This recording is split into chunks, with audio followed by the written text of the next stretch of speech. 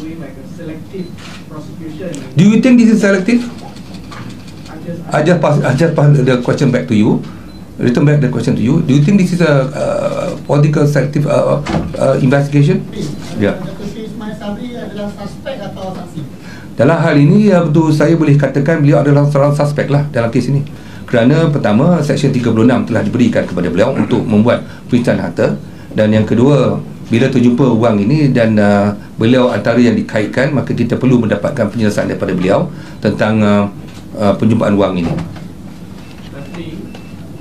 Adakah bekas ketua setiausaha Dato' Nazimah juga akan diambil keterangan berhubung kes ini dan difahamkan dia berada di luar negara setakat ini, macam mana? Macam mana you tahu dia luar negara? Berdasarkan semua dan setakat ini percakapan beliau telah pun diambil dan tidak pernah lagi kita terpaksa memanggil beliau daripada luar negara. Dia berada dalam negara ini. Ya. Bagaimana dengan akaun Yayasan Keluarga Malaysia? Dah dibekukan ke macam mana? Akaun Yayasan Keluarga Malaysia ni, kalau tak silap saya, kita tidak bekukan kerana ia adalah akaun yang berterusan, masih lagi aktif dan digunakan. Ya.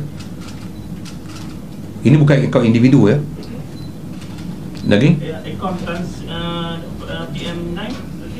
Akaun beliau sedang disiasat dan kita sedang membuat bahkan meminta penjelasan daripada beliau untuk beliau menerangkan tentang semua akaun yang beliau ada dan juga apa-apa yang patut kita bertanya beliau tentang penjumpaan wang ini.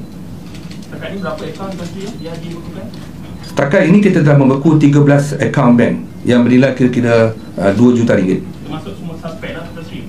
Ada semua, kebanyakan suspek telah dibekukan akaun mereka dan berhubung Datuk Sri Ismail Sabri, kita tidak membekukan lagi akaun beliau.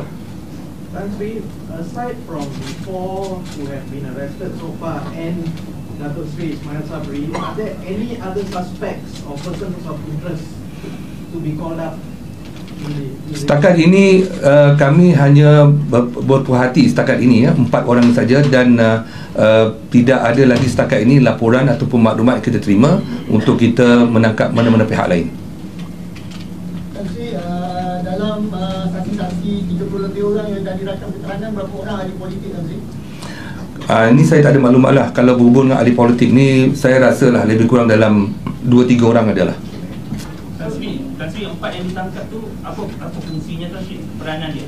Peranan mereka ni, kita syak mereka adalah pembantu kepada Datuk Sri Ismail Sabri dan daripada mereka kita telah pun rakam percakapan mereka dan kita telah dapatkan keterangan-keterangan yang kita fikir munasabah untuk kita pertimbangkan.